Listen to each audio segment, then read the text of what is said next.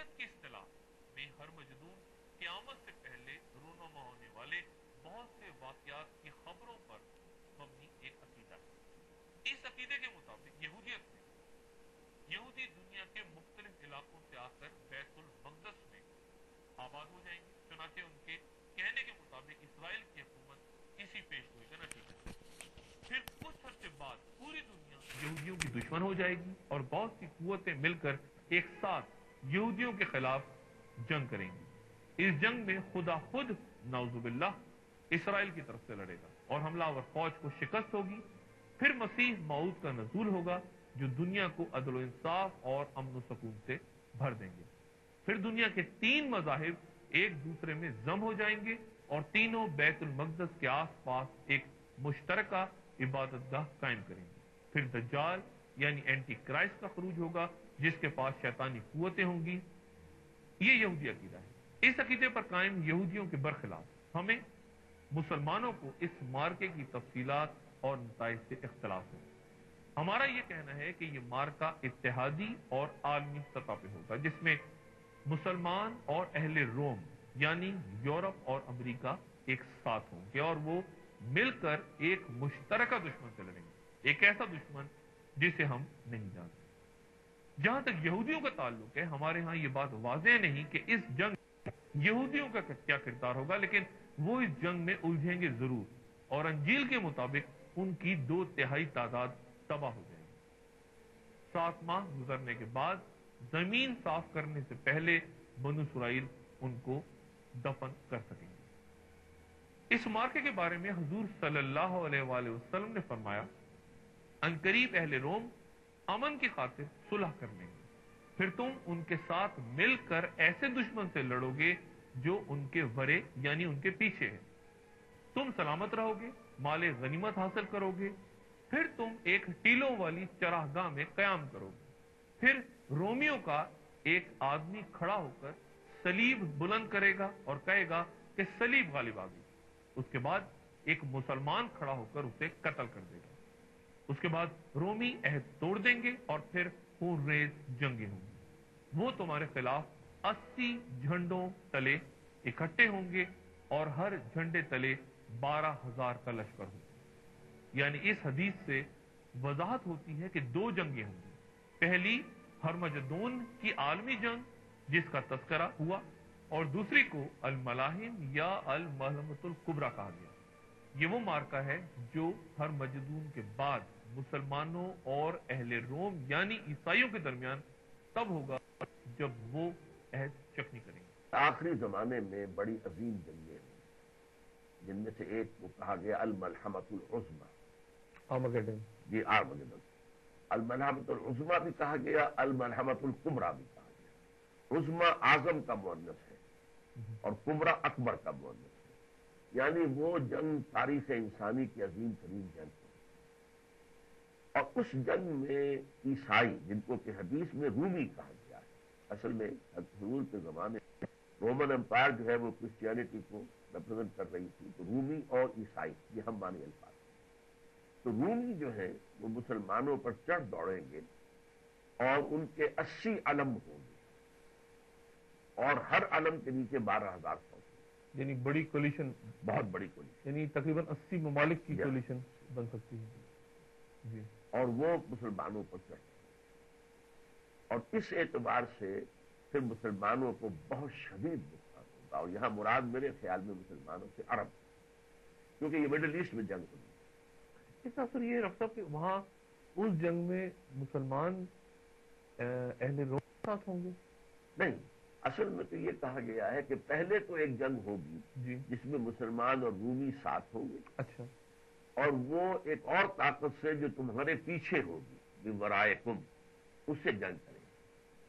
اچھا، اس میں یہ پوزیشن جو ہے یہ فتح یاب ہو جائے گی، اس میں مسلمان اور عیسائی اور یہودی بھی؟ نہیں، یہودی نہیں، اچھا۔ رومن اور مسلمان۔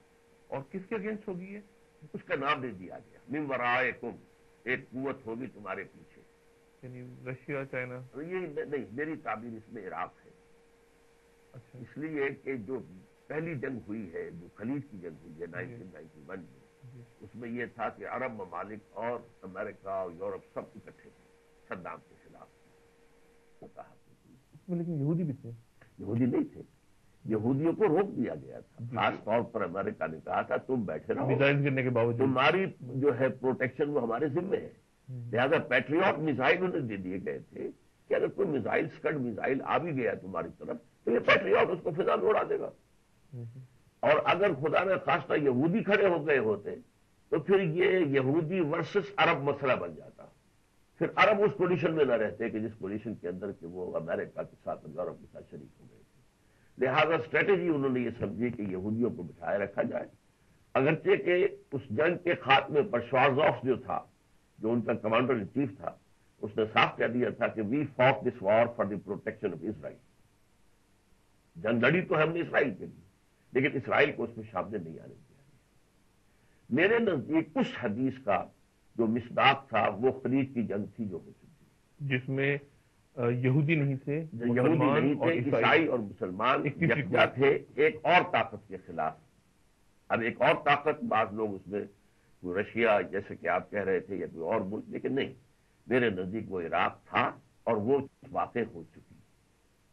اس کے بعد آیا ہے کہ پھر تمہارے اور رومیوں کے درمیان پھر وہ معاہدہ جو ہے وہ ٹوٹ جائے گا. وہ جو اب آثار نظر آ رہے ہیں کہ جو سعودی عرب کے بارے میں بھی شکوک و شبہات اب شدید پیش کیے جا رہے ہیں امریکہ کی طرف سے, اور گویا کہ رفتہ رفتہ ایک کیس بلڈ کیا جا رہا ہے, اور وہ کیس جو ہے پاکستان کے خلاف بھی رفتہ رفتہ بلڈ ہو رہا ہے. لیکن یہ کہ وہ ایک دفعہ کے بعد اس کو دبا کے رکھ دیتے ہیں فائل کو اپنے پاس کہ بوقت ضرورت کام آئے گی, لیکن یہ کہ وہ الزامات تو لگا رہے ہیں. یہی معاملہ ہو رہا ہے سب پر. پھر اسی طریقے سے شام وغیرہ جو ہے ان کا تو کھل کر بات کی جا رہی ہے. تو یہ ہے کہ اس جنگ کے اندر جو اب اگلی جنگ ہوگی وہ ہے آرمگیڈون. اس کے بارے میں قرآن شریف سے ہٹ کے دوسری کتابوں میں بھی ذکر ہے. یہ تو بائبل کی تو پروفیسی ہے, بہت بڑی ہے. آرمگیڈون لفظ جو ہے بائبل پروفیسی کا ہے. اچھا, بائبل کی آخری کتاب ہے the book of Revelation, Revelation of John. John the Baptist نہیں, ایک تو حضرت یحییٰ کو بھی جان کہتے ہیں, وہ تو جان دی بیپٹسٹ وہ کہلاتے ہیں, لیکن یہ حضرت عیسیٰ کے حواریین میں سے ایک جان تھے, ان کے کچھ مکاشفات ہیں, ریولیشنز.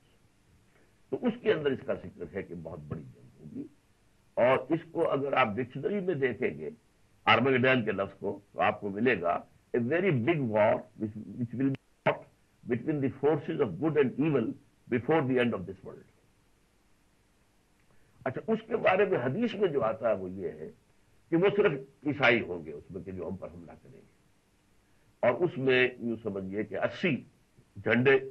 اب یہ بھی ہو سکتا ہے کسی بڑے ملک کے جھنڈے ایک سے زائد ہوں, اللہ عالم, لیکن یہ کہ 80 علم کہا گیا, ملک کا لفظ نہیں ہے, اور ہر ایک علم کے نیچے جو ہے 12,000 کی فوج ہوگی, اور مسلمانوں کو شدید نقصان پہنچے گا. ایک حدیث میں الفاظ آتے ہیں کہ ایک باپ کے 100 بیٹے ہوں گے تو 99 ان میں سے ختم ہو جائیں گے. لیکن اس کے بعد جو ہے ٹیبلز ول بی ٹرنڈ, اور یہ آج میری سمجھ میں نہیں آ رہا کہ کیسے ہوگا. اتنی بڑی قوت کے خلاف پھر عربوں کے اندر کس طور سے اتنی جان آ جائے گی, یا مسلمانوں میں اتنی طاقت آ جائے گی کہ پھر ان کو جو ہے پڑنا بھاری ہو جائے گا اس کے حق میں, اور ان کے حق میں جو ہے وہ حالات بدل جائیں گے. اس وقت میں کچھ نہیں کہہ سکتا اس کے بارے میں کیسے ہوگا. اور اس میں یہ ہے کہ یہ سارے ملک جو کہ عربوں سے چھن گئے ہوں گے, عراق بھی, شام بھی, ترکی بھی, یہ سب کے سب جو مسلمانوں سے چھن چکے ہوں گے ملک, یہ پھر مسلمان واپس لیں گے. اس وقت پھر جو ہے دجال جو ہے وہ اترے گا, اور دجال ظاہر ہوگا اور کلیم کرے گا, اور وہ جو ہے یہودیوں کی قیادت کرتے ہوئے سامنے آئے گا.